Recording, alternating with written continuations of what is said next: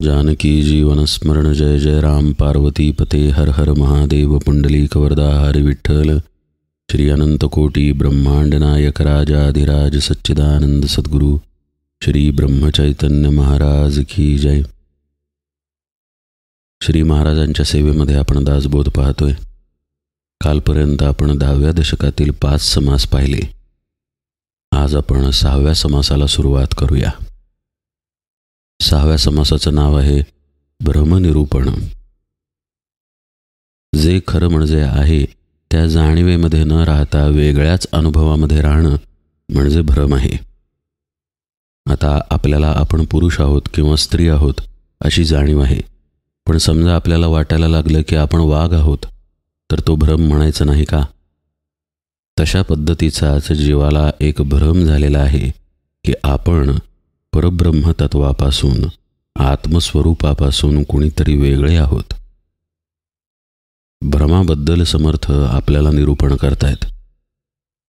मागच्याच समासात आपण पाहिलं की कशा पद्धतीनं 5 प्रकारचे प्रलय आहेत, पण या प्रलयात काय घडतं? जे जे काही निर्माण झालेलं आहे ते ते नष्ट होतं। मग ते ब्रह्मा विष्णू महेश यांचं स्वरूप असो, पृथ्वी असो, हे ब्रह्मांड असो, नाहीतर अनंत ब्रह्मांडे असोत, ती उत्पन्न झालेली आहेत म्हणूनच त्यांचा नाश होतो। परंतु या सगळ्यामध्ये परब्रह्म ही एकमेव वस्तू अशी आहे की जिचा कदापि नाश होत नाही। परब्रह्म आहे तसं राहतं। हे परब्रह्म म्हणजेच खरं पाहता आपलं स्वरूप आहे बरं का। आपलं आत्मस्वरूप आहे, आपला आत्मा आहे। तो आहे तसा राहतो, त्यामध्ये कोणताही बदल होत नाही। बाकी सगळं काही भ्रमरूप आहे, हे समर्थ इथे पटवून देत आहेत। या आत्मस्वरूपाच्या परब्रह्म तत्वाच्या अधिष्ठानावरती सगळं काही घडेल, पण ते घडेल याचाच अर्थ तिथे हालचाल आहे, आणि हालचाल आहे याचाच अर्थ तिथे शाश्वतता नाही, तिथे बदल आहे। निर्माण होणं, टिकणं आणि लयाला जाणं म्हणजेच उत्पत्ती, स्थिती आणि लय हे गुण तिथे लागू आहेत। हे गुण परब्रह्माच्या ठिकाणी नाहीत, भगवंताच्या ठिकाणी नाहीत। समर्थ या भ्रमनिरूपणामध्ये काय विवेचन करत आहेत ते आपण पाहूया।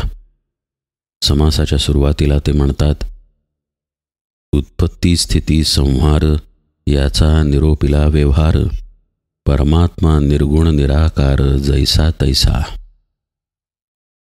उत्पत्ती कशी होते, कशा पद्धतीनं ती स्थिती राहते आणि कशा पद्धतीनं संहार होतो, हे सगळं काही आत्तापर्यंत आपण पाहिलं असं समर्थ म्हणतायत। पण निर्गुण निराकार असलेला परमात्मा मात्र आहे तसा राहतो, जैसा तैसा। होते, वर्तते आणि जाते याचा संबंध नाही तेथे, आद्य मध्य अवसान ते संचलेची आहे। परमात्मा किंवा परब्रह्म हे दाटून आहे, सगळीकडे ते आहे।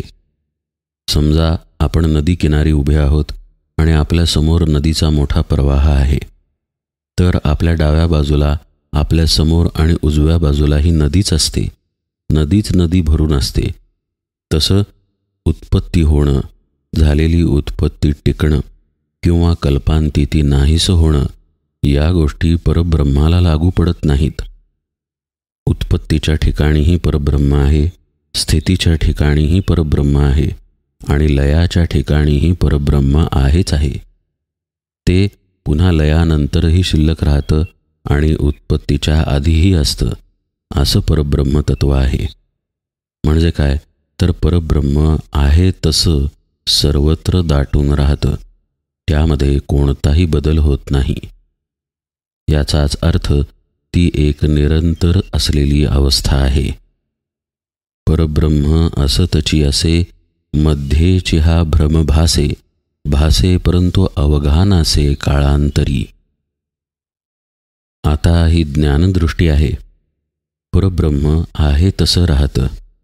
समर्थ म्हणतायत, भास उत्पन्न होतो आणि जसा उत्पन्न झालेला आहे तसा तो निघूनही जातो। समुद्र पहा, आहे तसा असतो, त्याच्यावरती लाट येते आणि निघून जाते। लाट म्हणजे काही समुद्र नव्हे, पण समुद्रावरतीच ती उमटते. जशी उमटली आहे तशी निघून जाते. पाणी मात्र आहे तसं राहतं. तसंच परब्रह्माच्या बाबतीत आहे. त्याच्यावरती भास निर्माण होतो, पण जसा निर्माण झालेला आहे तसा तो भास त्यामध्ये विरून जातो. आणि हा भास आहे विश्वाचा. आपल्याला पहा, या विश्वाचा अनुभव येत आहे.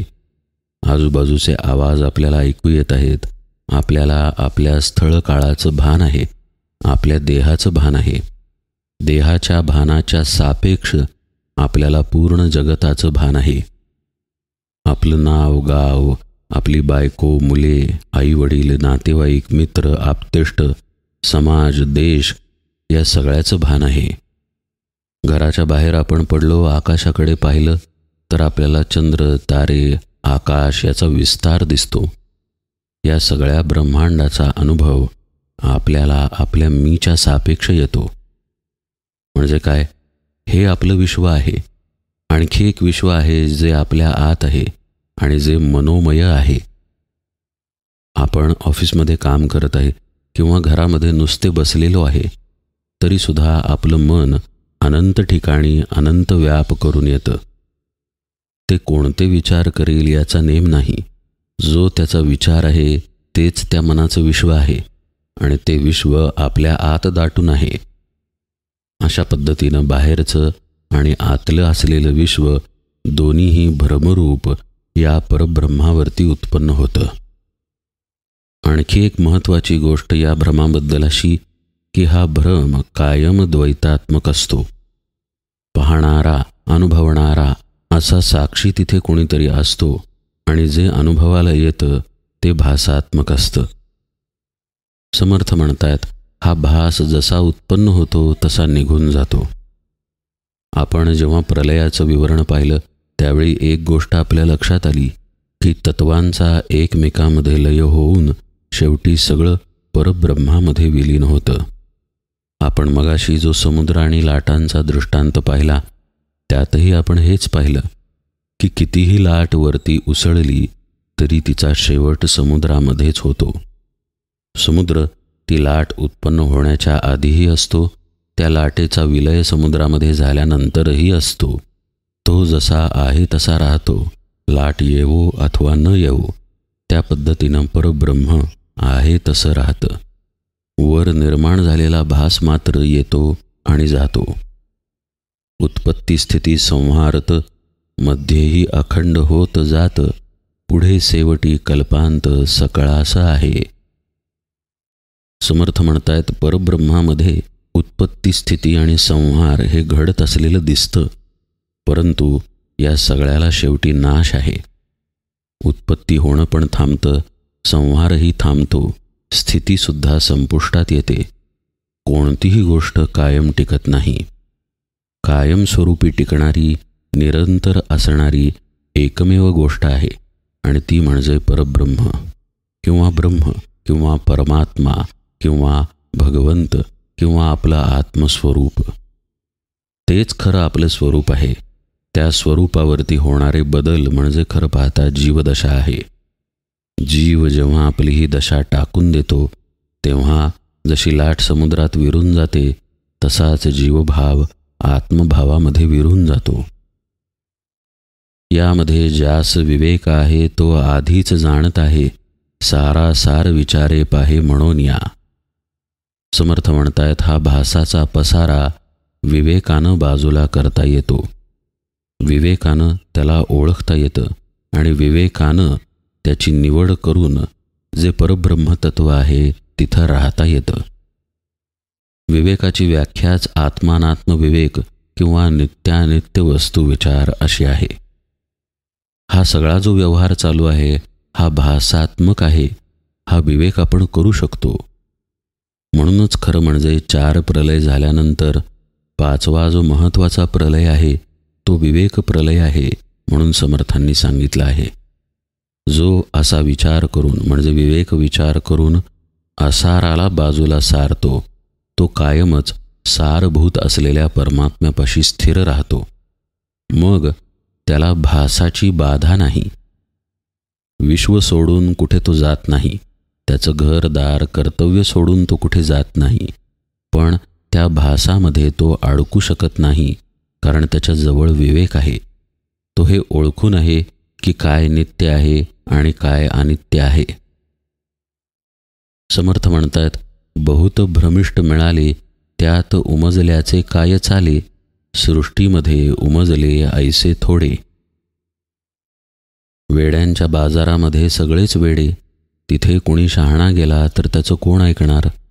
तसं सगळ्यांनाच जर भ्रम झालेला आहे, तिथे जर कुणी भ्रम न झालेला व्यक्ती गेला तर त्याचं कुणीही ऐकू शकत नाही.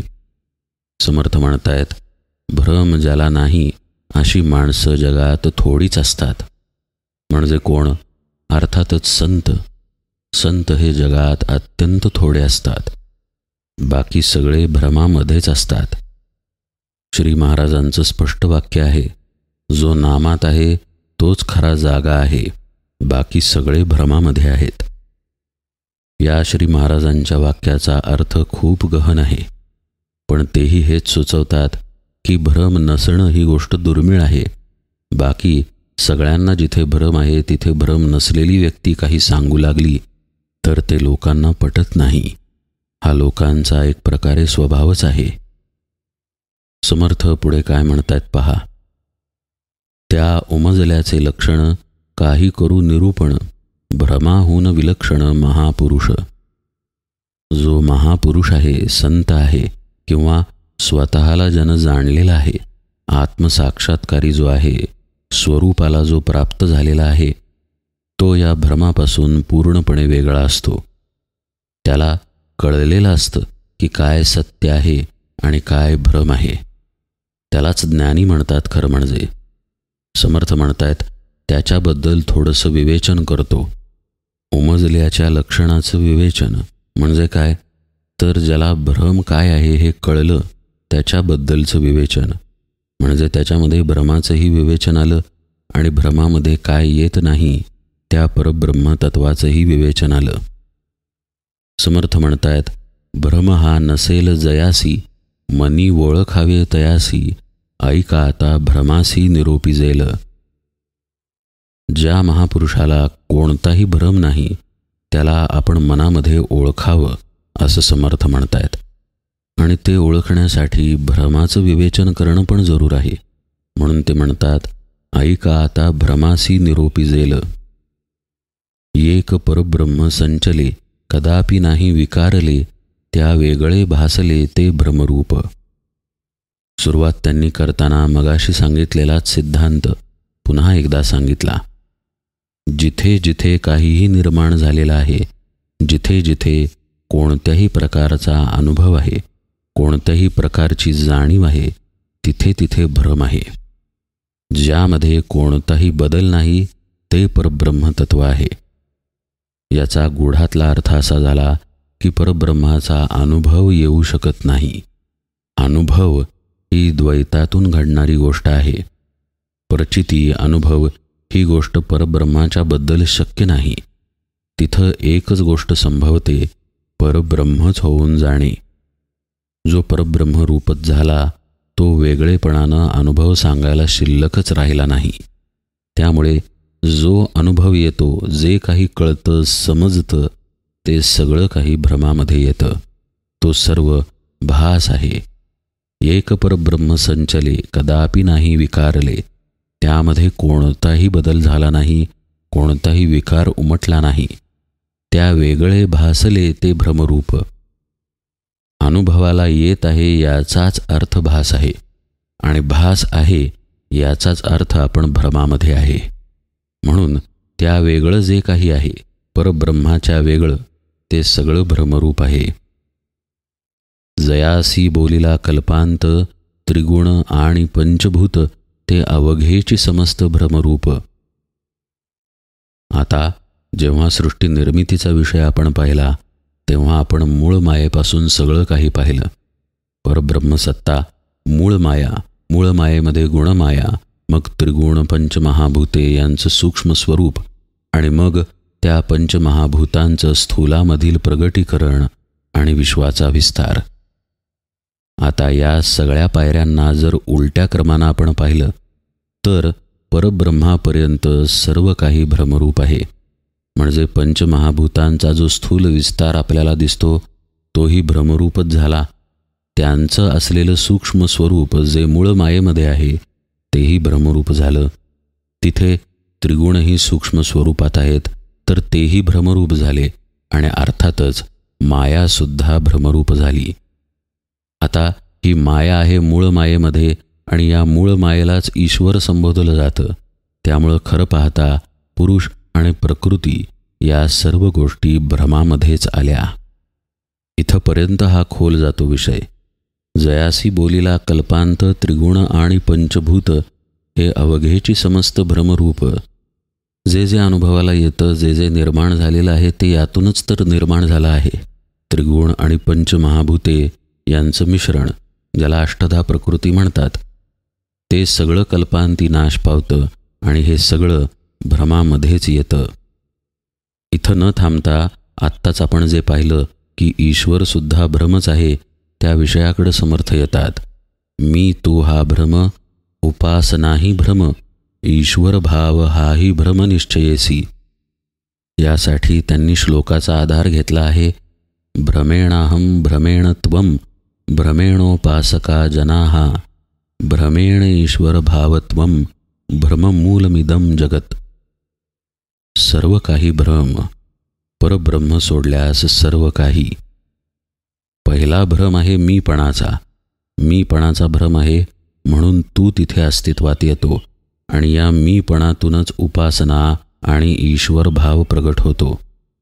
समर्थ म्हणतायत, आपण मी न करत असलेलं सर्व काही भ्रमामध्ये येतं.